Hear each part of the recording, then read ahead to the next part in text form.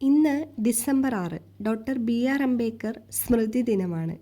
ഭരണഘടനാ ശില്പി, സ്വതന്ത്ര ഭാരതത്തിൻ്റെ ആദ്യ നിയമമന്ത്രി, സാമൂഹ്യ പരിഷ്കർത്താവ് എന്നിങ്ങനെ അനുസ്മരിക്കാൻ ഏറെയുണ്ട് ഡോക്ടർ ബി.ആർ. അംബേദ്കറെക്കുറിച്ച്. സ്വാതന്ത്ര്യത്തിന് വേണ്ടി മാത്രമല്ല, നൂറ്റാണ്ടുകളായി മനുഷ്യാവകാശങ്ങളും നീതിയും നിഷേധിക്കപ്പെട്ട ജനതയുടെ മോചനത്തിന് വേണ്ടി കൂടിയായിരുന്നു അദ്ദേഹം ജീവിതാവസാനം വരെ പോരാടിയത്. 1891 ഏപ്രിൽ 14 മധ്യപ്രദേശിലെ മഹാവു എന്ന സ്ഥലത്ത് ഒരു ദളിത് കുടുംബത്തിലാണ് അദ്ദേഹം ജനിച്ചത്.